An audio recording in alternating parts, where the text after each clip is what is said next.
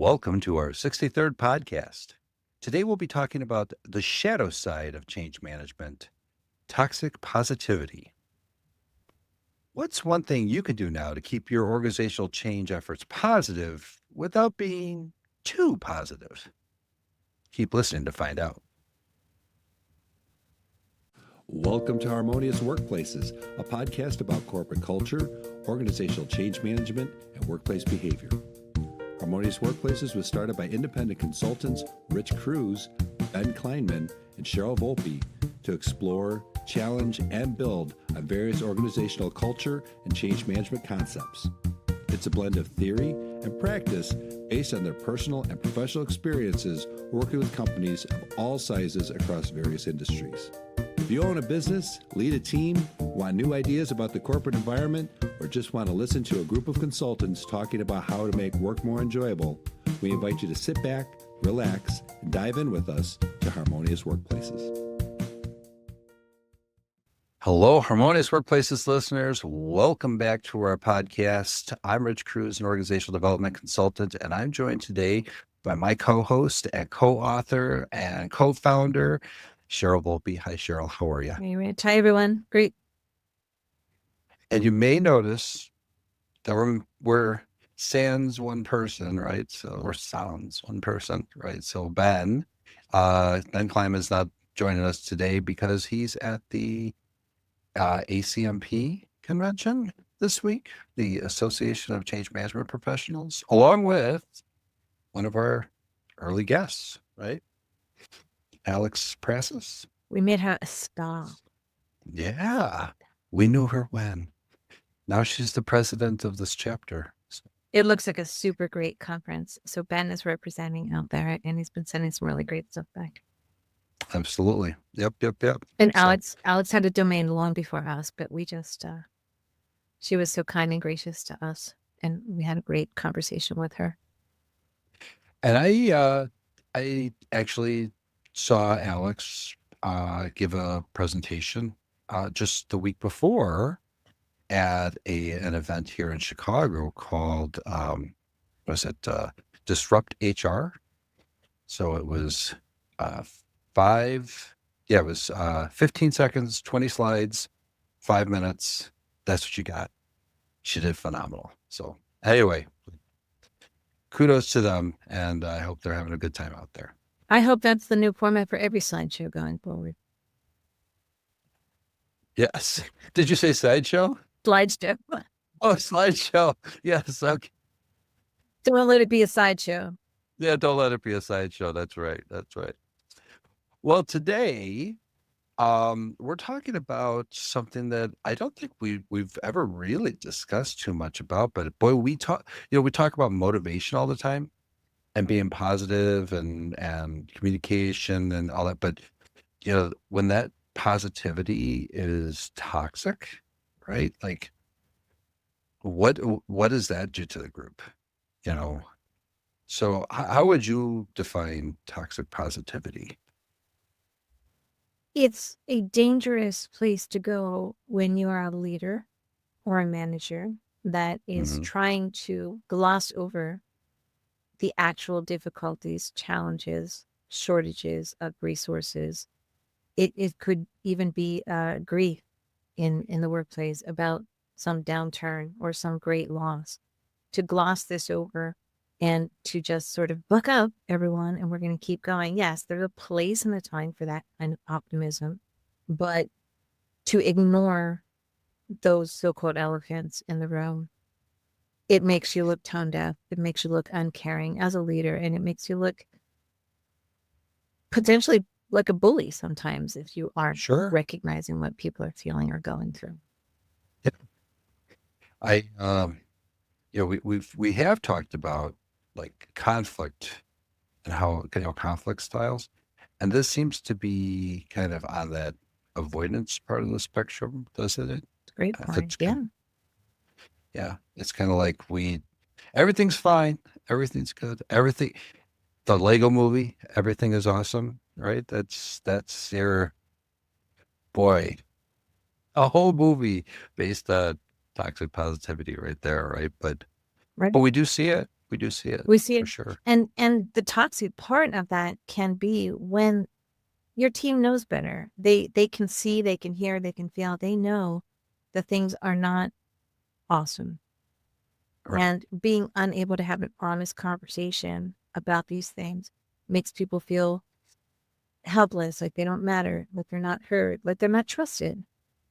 And this just can erode the culture. And then as things become even more stressful because there are real challenges, there and present kinds of dangers to the operation, that just unspools. And that's when you have a full blown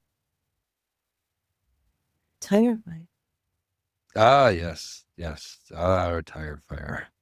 Yeah. Then what? It's all good. Oh, look. Oh, look, I can warm myself by this tire fire. Then would have said that if Right? he was here. Yes, he would. For sure.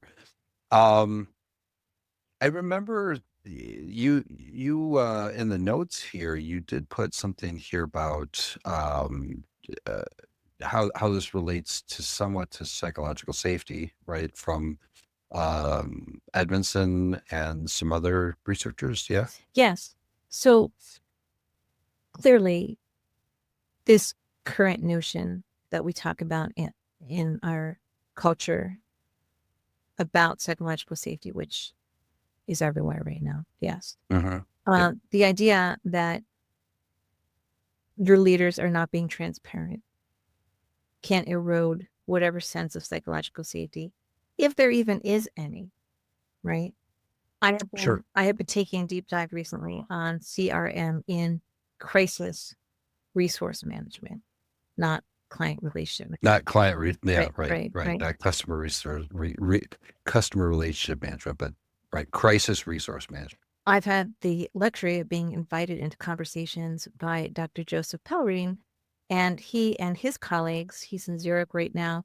He's got a storied background in software development and agile Mm. as one of the early creators with that. Happened to be one of the last students of Viktor Frankl. It's really an Oh, wow. inspiring connection that he and I have had, and we've had a great conversation about CRM in this crisis resource management, which I am finding ways to tie into our ongoing dialogue about psychological safety.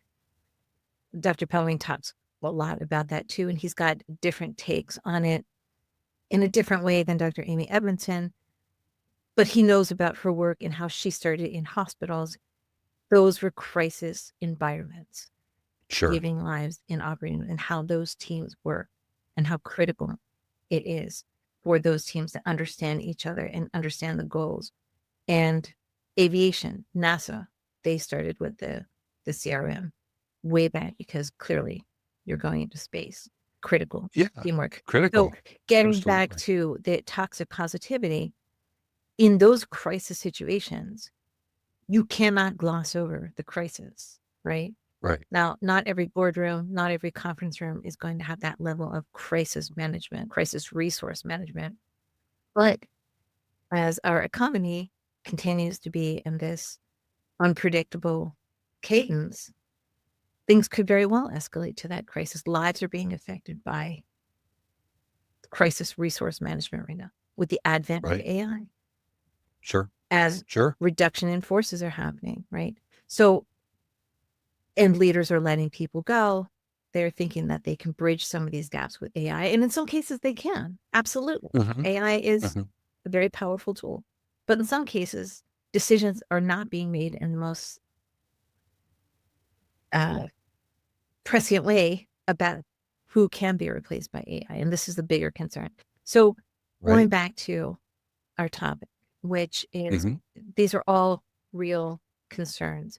And for a leader to sit in a room and say, oh, everything is awesome. We won't be joined in this room anymore by, you know, the people who are being let go. But Right. there has to be moments and times to recognize that some of those changes are happening and they can't just be pushed under the carpet. Right. Right. Absolutely. Let's do this. Let's take a quick break. And when we come back, let's continue talking about this because I mean, this has made its way into even some pop culture references. I I want to bring up one specifically, but I'll wait till after the break to bring that in. So Can't wait. cool. All right. We'll be right back. At Harmonious Workplaces, we believe work should provide purpose, satisfaction, and growth. We empower people to thrive by fostering environments where individuals can find meaning in their work and organizations can succeed through thoughtful, well-executed strategies. We're committed to making work better for the people who do it and the leaders who guide them. To discover how Harmonious Workplaces can impact your organization, visit www.harmoniousworkplaces.com and book a free 30-minute information session with one of our consultants today. Again, that's www.harmoniousworkplaces.com.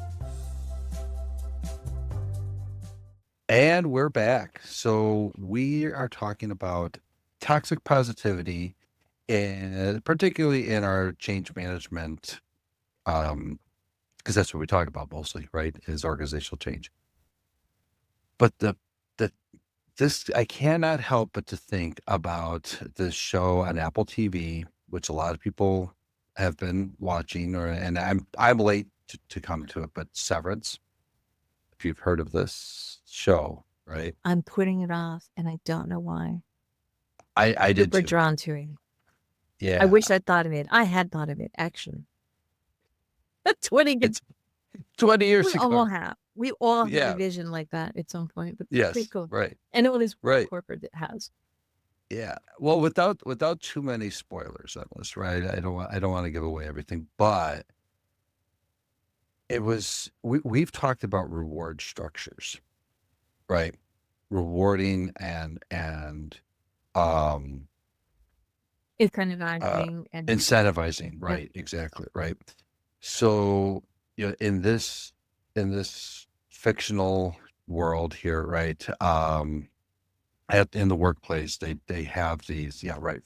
It's it's so it's so real it hits home sometimes, but the some of the reward structures are just like ridiculous, right? And but they're very excited because they don't at one time they're not self-aware enough to understand what the value of things are in this place where they're at. But when they become aware of just how much they're condescended and the condescension within the organization and how disingenuous everything is, they're it goes downhill real fast, right? But this is, we've talked about and it's that I have a problem with the pizza party. I think the pizza party is going to be great, but they're not our our our very recent Hermie cartoon had a reference to just assuage everybody by giving them this but when you're not genuine about being positive and you're just going through the motions, it's not like people can't see through that, right? I mean, they Sure. see it. And in the same way that like micro teams are formed and there's cohorts toward positive development and change and success, it happens just as much. There's got to be, I wish I could cite some data right now about saying that like a negative, which is a result of the toxic positivity, like you said, even in Severance, it goes downhill really fast. Right. Mm-hmm. Once the veil is lifted and that veneer starts to peel up a little bit, and it has to be gotten in front of. Right. And when people feel, here's the other part about this, right? Going back to kind of the psychological safety aspect, right? When people start to express how they feel, how this is not genuine, right? Or how they are uncertain or their skepticism, but but the leader is like, oh no, everything is great, it's going to be fine, and they discount the feedback that they're given, right, and just trying to put a positive spin on it. um that you actually did cite something in our show notes here, Brother Regent Greeny, that says that people withdraw. They either become very passive in the change process, or they just they disengage, or they might even go so far as to be resistant, right? So, Right. And this happens in clinical practice as well. You know, no, if I you have imagine. a relationship, let's say it's a married couple, and one of them decides, you know what, it's not worth speaking up in this situation anymore because no good will come of it. It just causes more disruption. I'm not going to speak up in this situation. That's when the Mm, disengagement starts to. That's when the seeds for disengagement are planted. yeah, Right. And it sure. happens at work too. Once you decide that, you know what, there's no winning for me here. I will not be heard. I will only feel worse after this. And that Right. disengagement blooms, Yeah. lead into the Right. quiet quitting, which only plants more distrust in the remote work situations. It's all connected. Speaking of Alex Process, she's the trust maven, as I call her. I was just right. Yeah. That's right. Yeah. That's that the whole episode. So go back to that episode. There's this whole episode on trust, right? And one of the other references that we have in the notes, or I get all in 2011's, from the Journal of Applied Behavioral Science.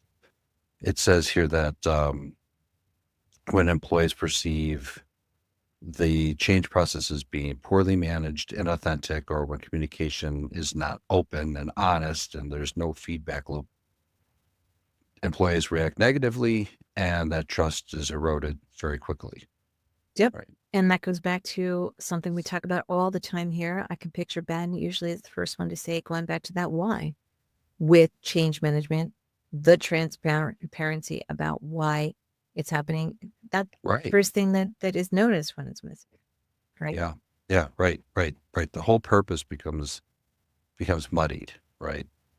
And when we're deflecting, or we're avoiding, or when we're just saying, oh, everything's going to be fine, or maybe you're not looking at this the right way, that type of stuff. Oh, there's that, right? Where you've got leaders who say, oh, well, you just don't have the vision to see You things don't have the different. vision. You're not Right. being, there can only be one transformative vision in this room, and it happens to be mine. And you're just not bright enough to see what I'm saying here, right? And that leads to more of that bully environment that will get you labeled as a narcissistic leader right away, right? This is Sure. another, you know, there's a lot more to narcissistic behavior in the dark triad, which I love to talk about, Machiavellianism, psychopathy, and narcissistic Mhm.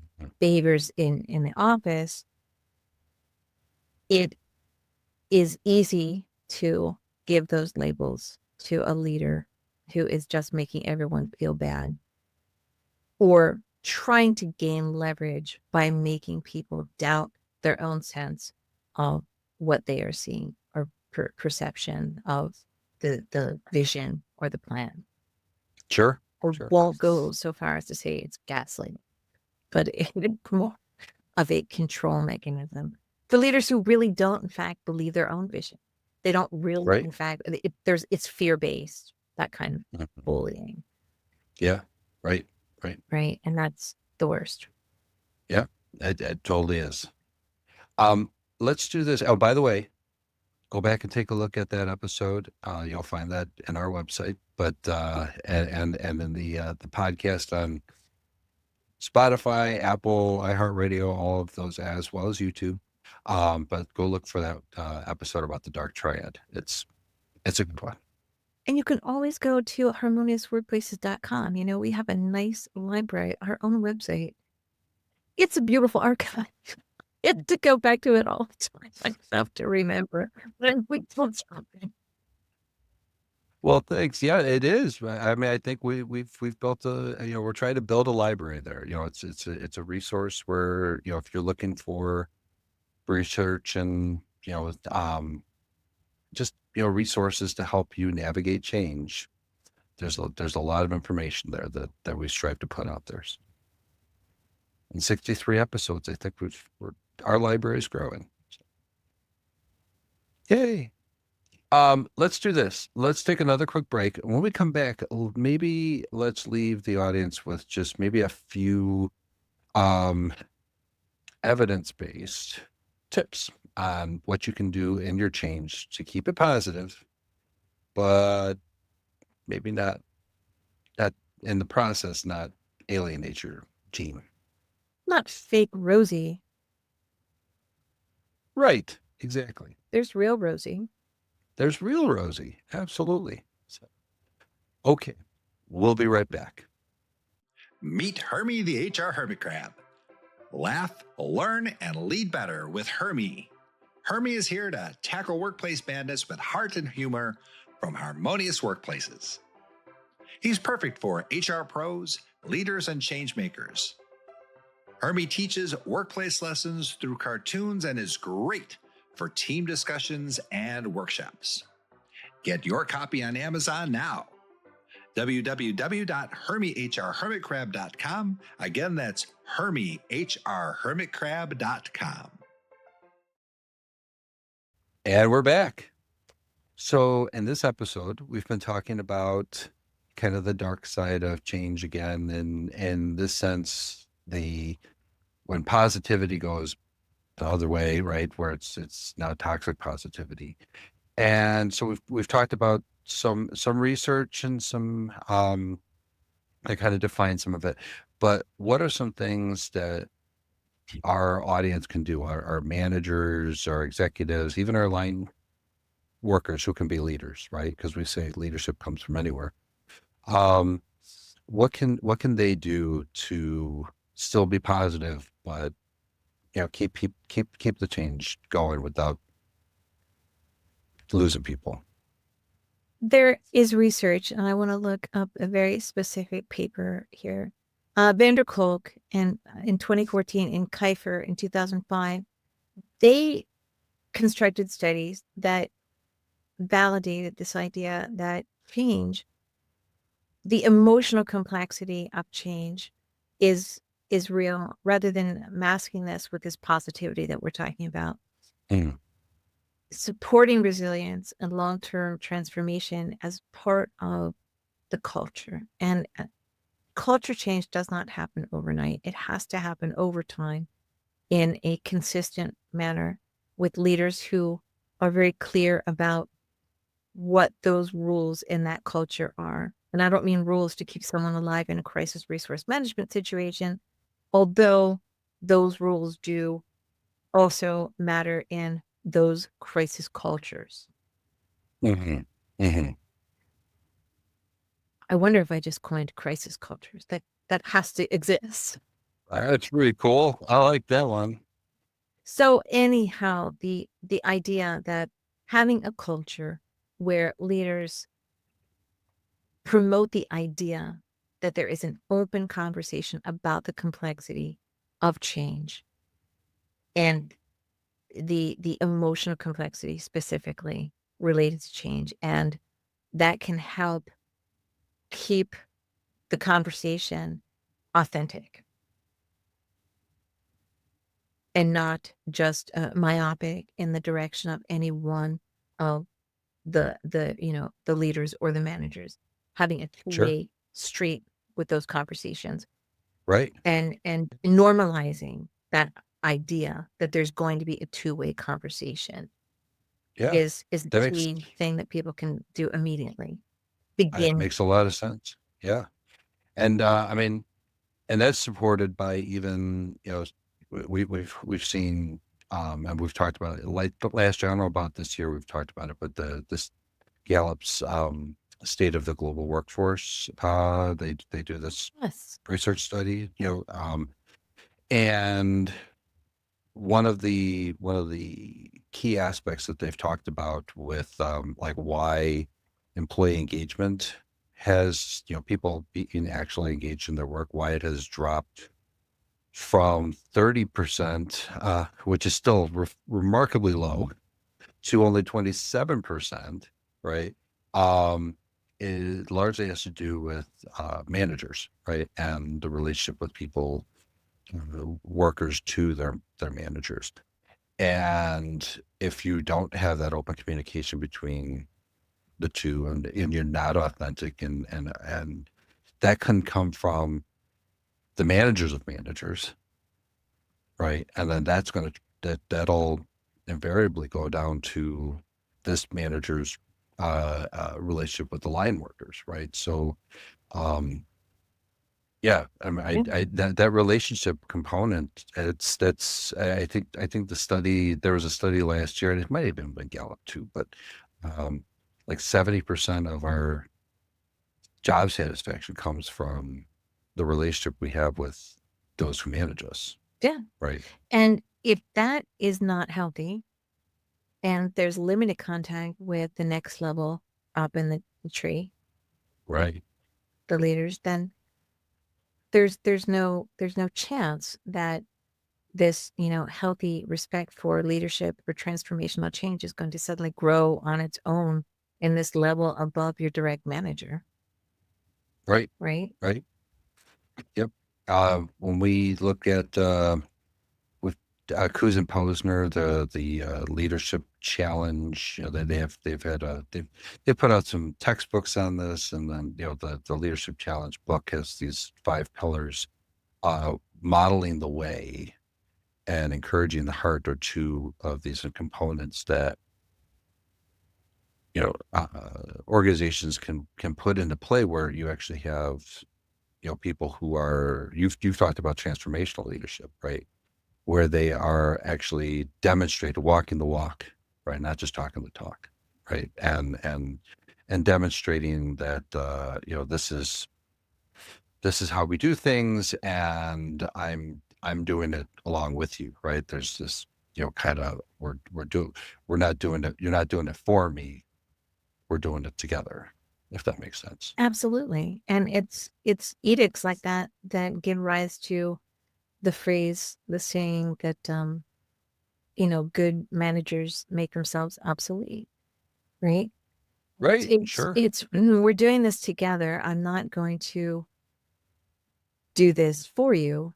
And Right. and the idea there is that you're not just being reined into a corral without the context or the belief or the trust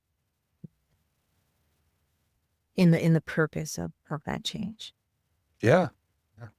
So you're giving people, the managers giving agency to their subordinates, and essentially preparing them for succession, if And that makes sense. and that's a whole, If it makes sense. if it makes sense, and that's a whole nother conversation too, right? Because some people prefer to be transactional. They want to stay right where That's they right. are, and that's they have agency, they're autonomous, and they're transactional, and that's fine with them. Sure. And there is no desire to be your manager. Right. So, but again, it all comes down to conversations around that. What are your goals? What are your wishes here?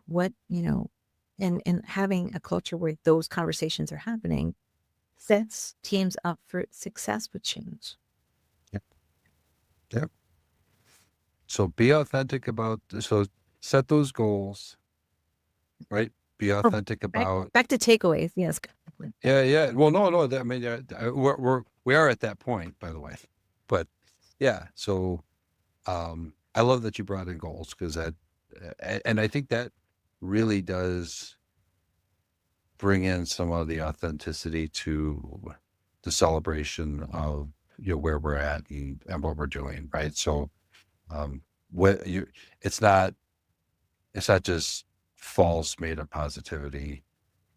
When you're in that situation, you actually have something to celebrate, even if it's incremental wins, but it has to be authentic, right? Yeah. Yeah. They can't be made up. Right. Cool. Well, I think that's a wrap for today. But I will say, I'm going to maybe we should leave the listeners with a little something new, right? So, well, two little things that we have new. Um, One of those is that if you have a workplace question that you would like answered by our little guy, Hermie the HR Hermit Crab, and the way of whoop, there you go. There you go. There you go. There he is. As a webtoon or a video or a blog post or even featured on the podcast here, if you go to our website and go to Ask Hermie, you can submit your question and we will get to work turning that into some content for you and for the rest of the world. And then the other thing is that we have this service that we are offering at Harmonious Workplaces, which is the Harmonious Health Check.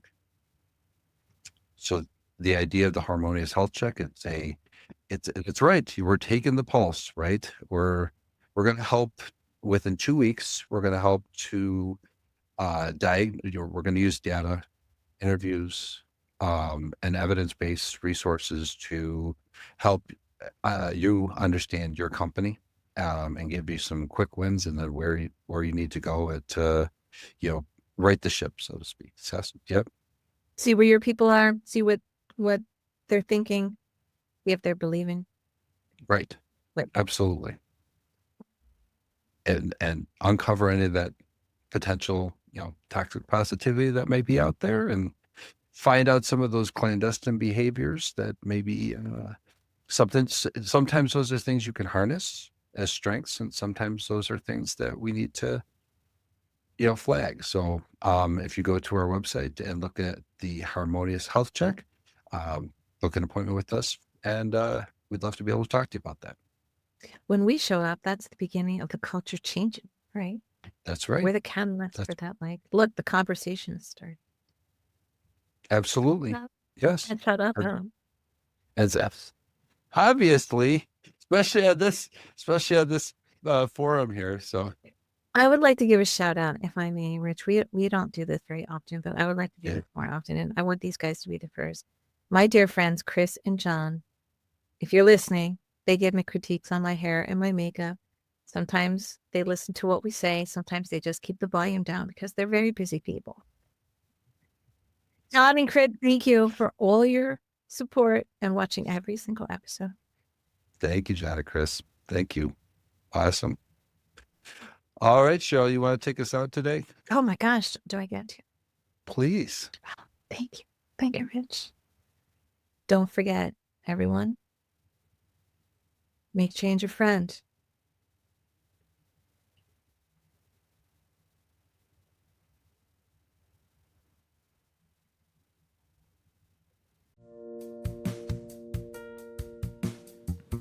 Thanks for listening to Harmonious Workplaces. You can find Harmonious Workplaces on LinkedIn, Twitter, YouTube, Spotify, Amazon, Apple, and other streaming platforms. We'd love any feedback on whatever channel you find us on. Please rate, like, and share our podcast with your network, and remember to add Harmonious Workplaces to your list of favorites to get notified about each new episode. To contact Rich or Cheryl, please visit www.workbalanceconsulting.com. To connect with Ben, find him on LinkedIn or visit at www.harborsidestrategy.com.